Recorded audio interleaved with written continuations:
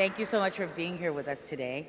I know that Jermaine is going to be here in just a second, bringing more students. Today, I am so grateful that Dr. Cruz has agreed to come and speak with us. We had him last year also, right after the election. And if you haven't heard of Dr. Cruz, I would invite you to look him up. He's a prophetic voice in the Latinx and Puerto Rican community, and evangelical community too.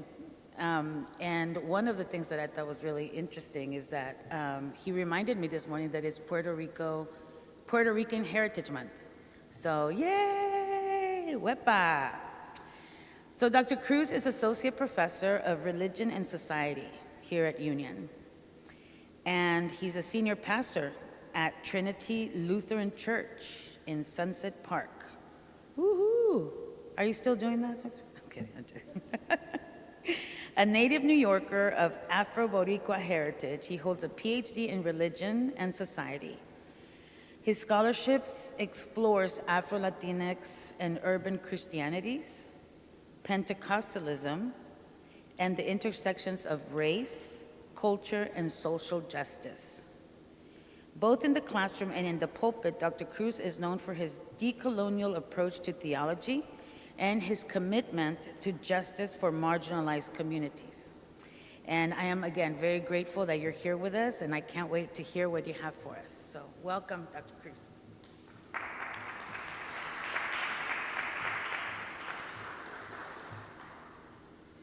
Good afternoon.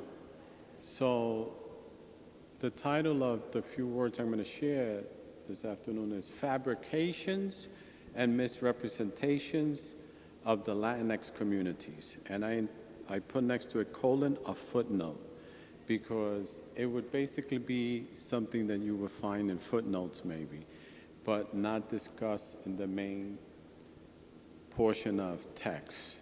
Unfortunately, we put a lot of things that are important in footnotes that should actually be in the text. But anyway, it so happens, we didn't plan it this way, but that there was a big election this past Tuesday, right? Or an important election. And Democrats were very happy with the results, and people who, more progressive liberal people were very happy with the results. And it was interesting that one of the commentators on CNN, I think it was Jake Tapper, said at one point, and Latinos voted in big numbers for the gubernatorial candidate, Mickey Sherrill, in New Jersey. So he was all excited about that. And it made me think of what I was going to be speaking about this morning, because the reason I wanted to speak about this is, well, I wrote it here and I'll say it as I wrote it. It is extremely damaging, in my assessment, for the white social justice communities to continue to propel racist and stereotypical lies against the Latinx community. So I think there's a lack of knowledge about Latinos in the United States, and the knowledge that's there quite often is racist and stereotypical and outright wrong.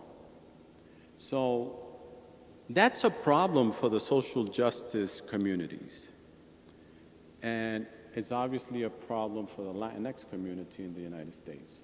Because for many different reasons. First of all, they're stereotyped, they're excluded, and it's a big problem if you have 65 million people that you are not understanding or dealing with if you are seeking social justice in this society. So it damages both communities. But let me begin by saying that Latino, Latinx, Hispanic is more of a political term than a cultural term. The way I look at it, and people have differences of opinion on this, but for me, Latino is similar to European, the term European. The term European is not a cultural term. It is a term that denotes a geography in Europe. It's not a cultural term. So for me, the term of the use Latino, when I use it in the way I'm going to describe it now as a political term, a term of power. Because if you say Latino and it means 65 million people, it is more important than saying Puerto Rican, 7 million people in the United States. So 65 million has political connotations. Although these terms were originally imposed on people from that geographical area in the Americas, but it's important that we know that it's not cultural. So that means that a Puerto Rican could be very different than an Argentinian, just like a French person is different than an Italian person, or an Italian different than a German. So it has to be understood, and one of the complications is that it's beneficial to say Latino to denote 65 million people with power, but it creates problem when you think everybody's homogeneous. So it's problematic in that sense.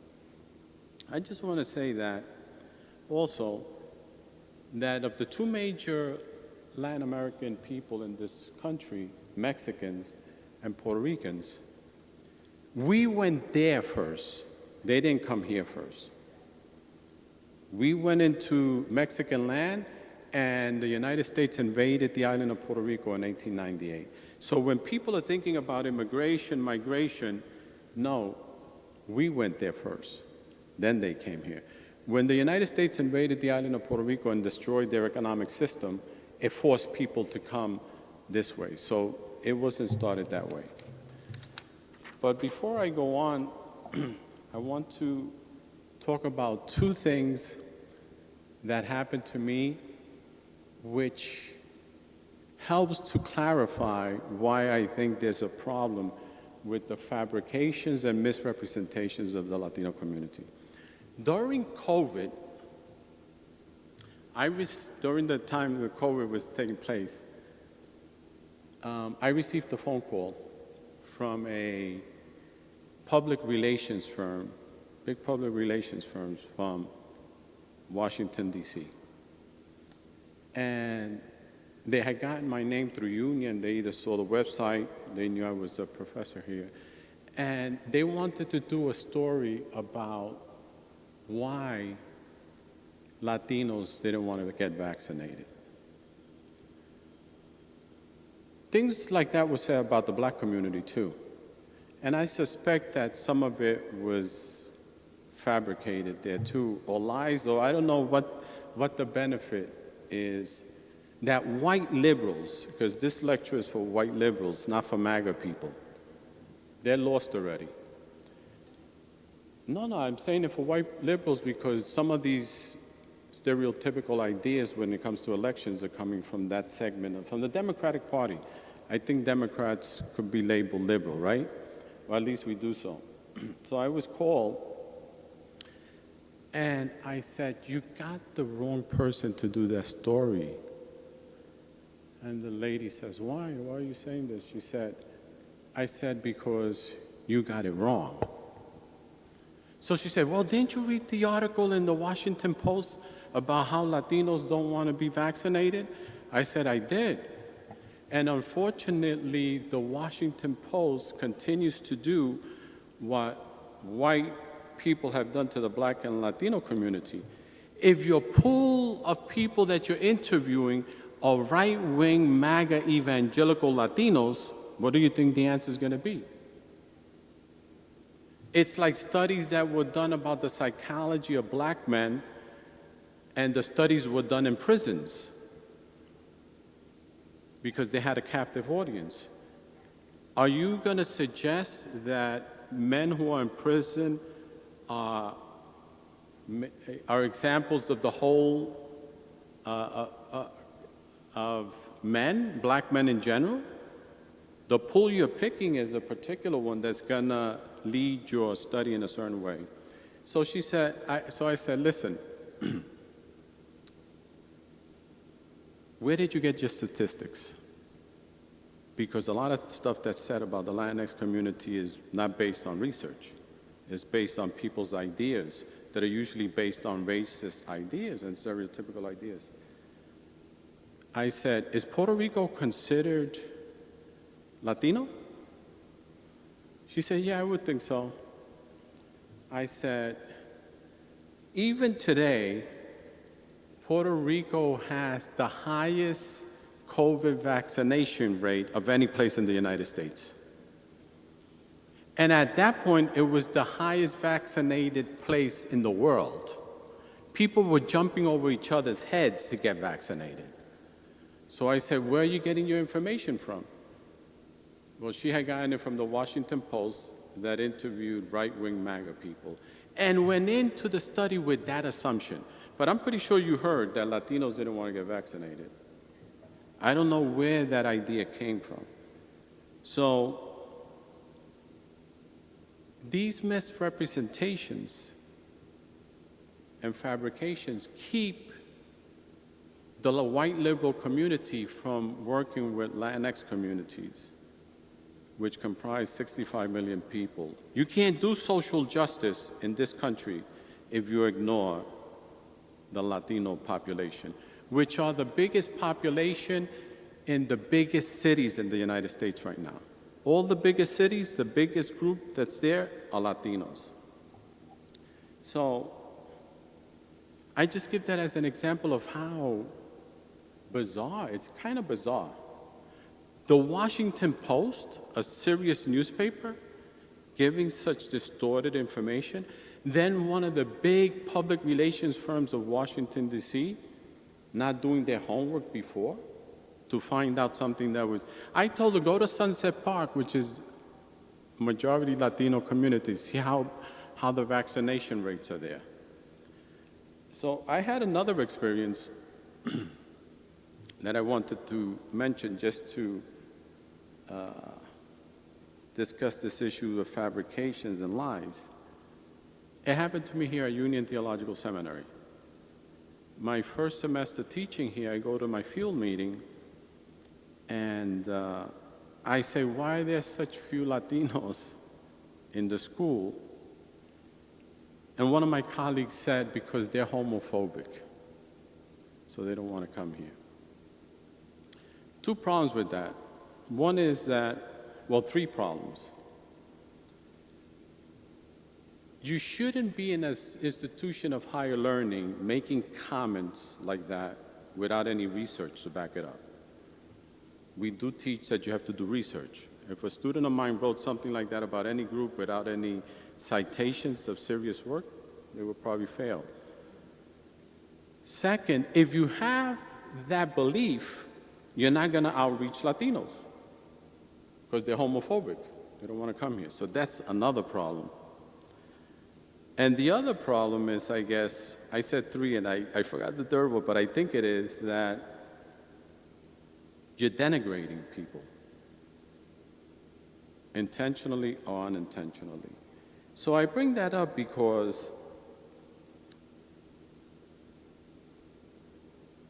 when Trump won the election, I don't know how it is that Democrats decided that it was the Latino fault, that it was the Latino who caused that. There's several major problems with that perspective. One is that 63% of Puerto Ricans, or 65% of Puerto Ricans voted for Kamala Harris. I wasn't one of them. I voted for Cornell.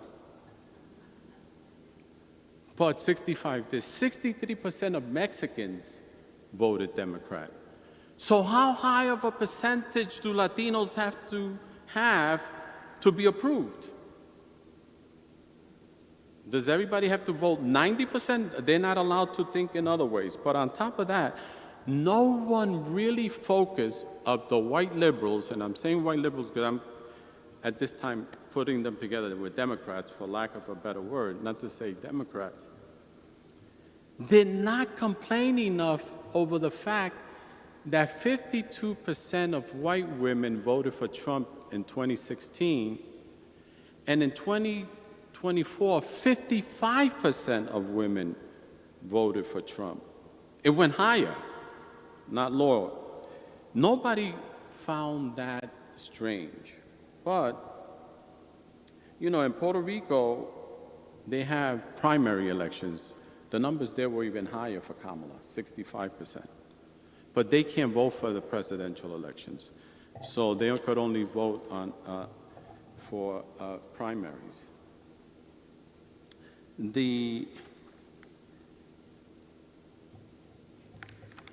So why wasn't more effort put into understanding why white women would vote for such a dog, sexist pig?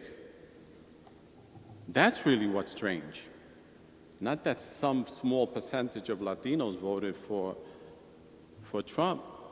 People are entitled, even if you don't like their ideas, to think that somebody could be better for their community. And on the side, in parentheses, Latino voters, this people have to understand, are not traditional voters. What I mean is, they're going to vote for what's good to them. They're not going to commit themselves to a party that ignores them. And that's going to make them a more powerful electorate group because they will vote when they think they should vote for whoever. They're not going to be persuaded because you come to talk to them 2 weeks before the election. But there was this, I would call racist notion that Latinos didn't vote, that they voted for Trump because they were machistas. You've heard of the term machista? Which is a term invented by Americans. Doesn't come from our community.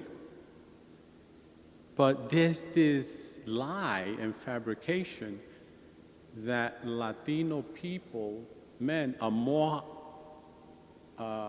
sexist than other men and more hyper-homophobic than other groups, when research actually shows the opposite.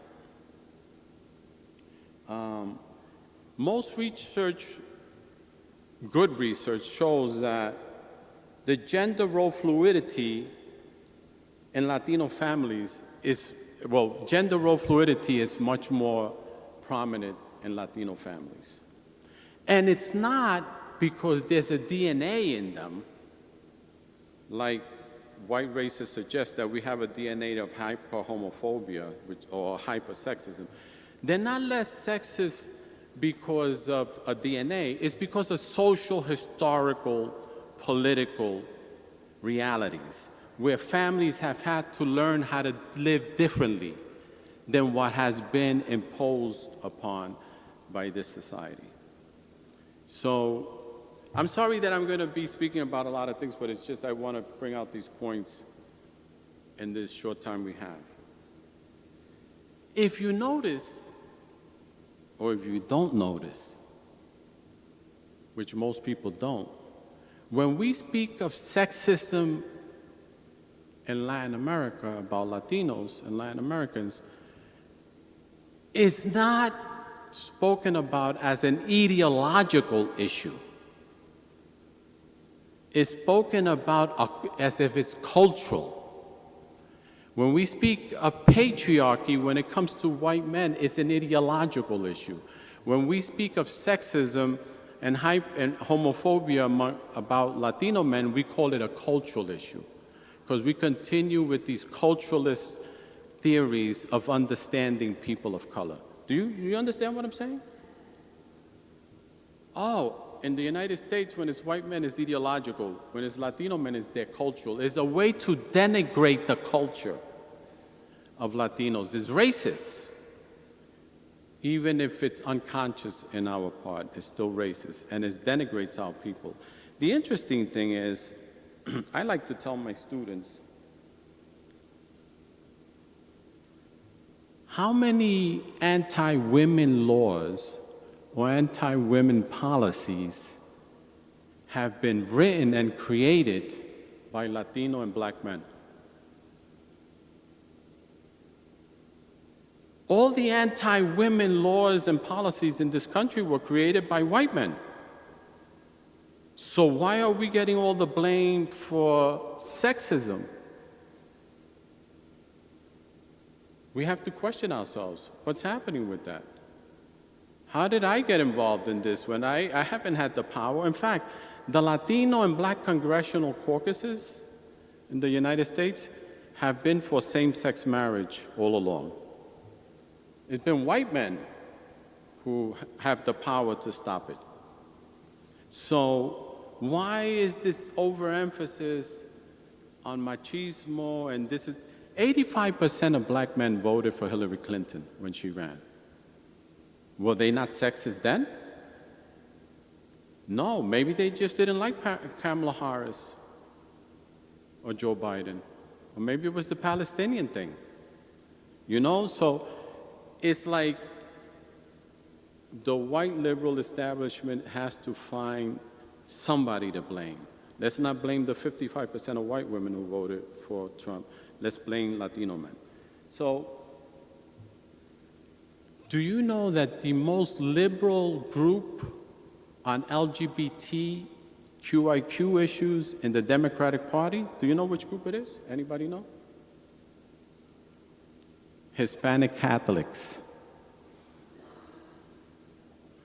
Latinos are much more for the rights of LGBT group than any other group.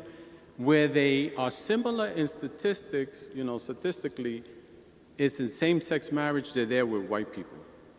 Same numbers. But in terms of housing rights, labor rights, all other rights, Hispanic Catholics surpass everybody by a lot. I'm going to finish there. I just wanted to bring, let me just say one more last thing, but I wanted just to bring out some food for thought. Anyway, let me see if I see.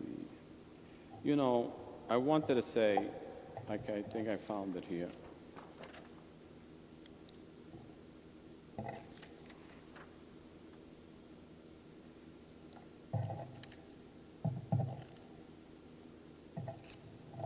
You know, in 1946,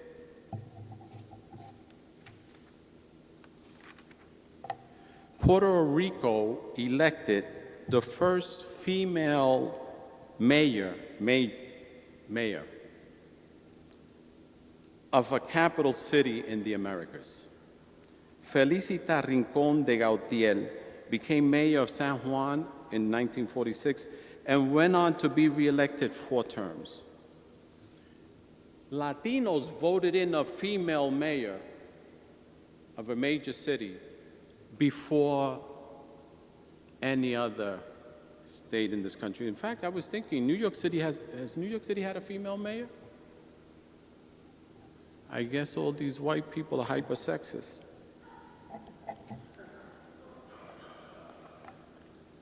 But let me just,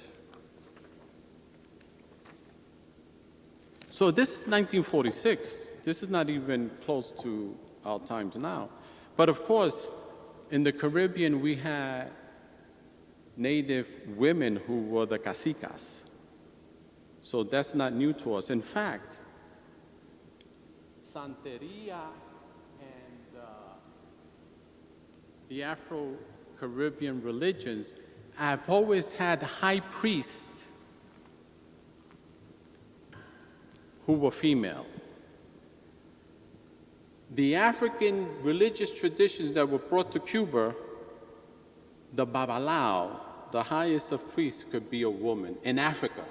When it came to Cuba, it was changed because of the European sexism and patriarchal system influenced the people of Cuba to change their ways. But to end, how many female presidents we've had in the United States? 0, right? Oh my God. The sexism of white men is out of control. Latin America has had more than a dozen female women presidents. Xiomara Castro de Celaya in Honduras, Dina Boluarte in Peru, Claudia Paldo in Mexico, who's been kicking Trump's butt, Rosario Murillo in Nicaragua, and many more. Considering this list, one could argue that Latin America has been a trailblazer for the United States. So if there's such hypersexism, how could you get elected female presidents in so many countries in Latin America? Latin America broke the glass ceiling a long time ago. Moreover, Argentina, Brazil, and Uruguay legalized same-sex marriage before the United States. And in Mexico City, same-sex marriages were legalized way before it was here in the United States. So I guess this is a footnote that we need to, social justice seeking people need to evaluate what we've been thinking and saying. One last thing. I think study has to be done on this, but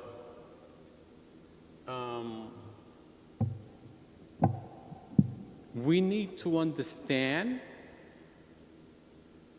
what social protest is for Latino people as opposed to European American approaches to social protest. And I would just put it this way simply, and it needs to be understood. Social protest in the United States is 7 million people walking the streets like they did in No King's Day, which was a good thing. Social protests for Latinos is just take over the place. We're not going to protest, just take over the place. In fact, if we're going to be honest, Trump is wrong in his immoral approach to the issue. But the truth is that Latinos are taking over the United States. They don't shout, they don't scream, they just go and take over the neighborhood. You go to Miami and you go to a store and it says, "We speak English here." Not we speak Spanish, we speak English. So we have to look at alternative ways of social protest without doing it in the traditional ways. We don't realize the protest that's going on. It's similar to what some people have said about Native people of the Americas here, that they're just waiting for everybody to die out. Let them destroy themselves. But it's interesting, if you look at, California is over 30% Latino. Texas is going to become 50% Latino within the next 10 years. That's a protest. You don't have to go scream, just take over the place. But thank you for paying attention.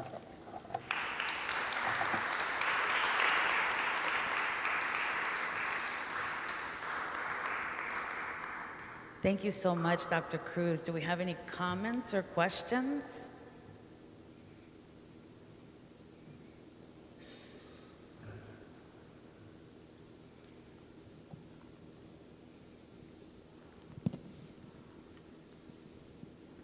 Thank you for that talk. I really appreciate your insights. I suppose, thinking about my context in the UK, we've had a kind of series of leaders who have been women, starting with, Thatcher, right up until now in the Conservative Party with Kemi Badenoch, first black woman leader. And so I just wonder how you, I know this isn't kind of this wouldn't be the intention of your argument, but towards the end when you're talking about how there's not been kind of in the US ever a women leader, that doesn't, especially in my context in the UK, that doesn't necessarily have any kind of correlation with a more progressive politics. And so, just wondering what you think about how this kind of phenomenon that's happening, I suppose particularly in maybe Europe with also other places like Marine Le Pen in France, this kind of right-wing kind of growth with amongst identities and amongst people which historically they've kind of marginalized and persecuted. And why do you think that's happening, and why do you think there's this kind of growth of that? I couldn't hear you too well, but could you in one sentence say what the question is? Why do you think there's this phenomenon happening in some parts of the world of a growth in identities taking on leadership positions in right-wing politics? So like Marine Le Pen, Kerry Badenoch, other places, Meloni in Italy, where historically those identities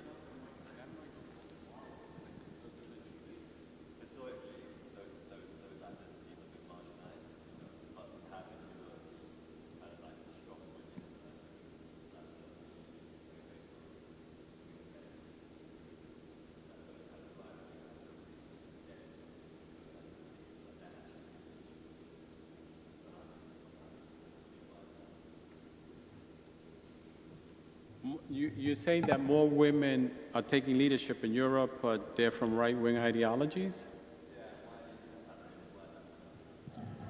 I think it's mostly happening because right-wing groups have paid more attention to marginalized people. Not in good ways, but in terms of getting leadership within those groups. So it's like the United States. The Republican Party focused a lot on the Cuban exiles in Florida to help them win Florida. And because they were angry at Fidel, so they focused on right-wing Hispanics in Florida. But you don't see the Democratic Party focusing its attention in Central Florida, where there are now more Puerto Ricans than Cubans in Florida. And Puerto Ricans come from the Democratic tradition, but you don't see the Democratic Party working there until there's 2 days before the election, and they go do campaigning. Liberals, for some reason, have never had any interest in working with Latinos and other marginalized people. But the right has, I guess, with an agenda. So that's something that we have to look at. I'll give you a quick story. My associate pastor said to me one day, why are the prayers in English, Lutheran, so beautiful in English? And in Spanish, the ones I read is all about blood, and the blood of Christ, and the blood of Christ, and the blood of Christ. I said, because our translations come from the Synod of Missouri, which is conservative.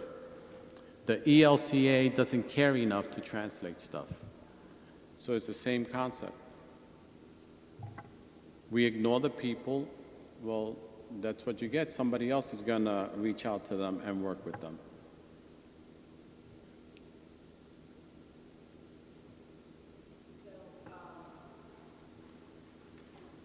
It's better without the mic. I could hear, because that microphone, it sounds so horrible.